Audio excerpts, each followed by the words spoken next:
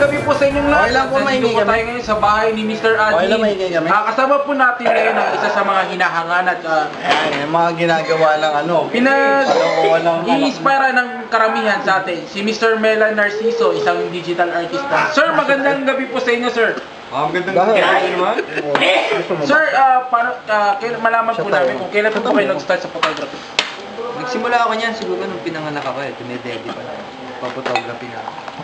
Oh, ang aga naman po, sir. About sa digital artist. Sa digital arts naman, simula na ako sa mga digital. Naging digital na yung arts, pati arts naging digital na rin. Sir, bale nung nakilala na po namin kayo sa mundo ng photography, paano nyo naman po na-discover ang NLPC? Actually, in-DM ako ni Jay eh. Sabi niya kung pwede niya daw ako maging jowa. Eh sabi ko, hindi pwede jowa. Ano na lang, sali na lang ako, wag na jowa. Sali na lang sa grupo, pero jowa. Yes, tayo. Bale sir, nung ito nga po, nadidinig po kasi namin na napakagaling nyo daw pong kumanta. Yun! Hindi po kami bigyan ng konting sample, kahit napakalit lang na chorus. Yay! Sample? Sample lang sir. Sa lumang simbahan at kung naririnig mo ang tugtog ng kampana Pang church? sa lumang simbahan, just call me maybe. Oh sir, napakalamig po ng boses nyo.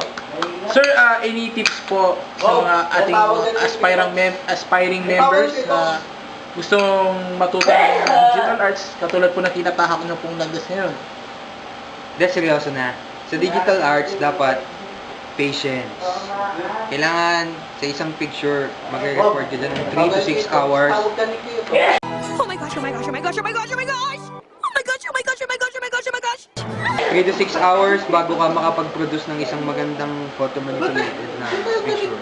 So, bago ka kumuha, bago mo kuhanan yung picture, make sure na iisipin mo na kung ano yung concept mo, kung ano yung gusto mong mangyari sa picture, bago mo siya kuhanan. Para pagdating mo ng manipulation, ma-manipulate mo na siya. Alam mo na yung gagawin mo, hindi ka na masa-stuck doon.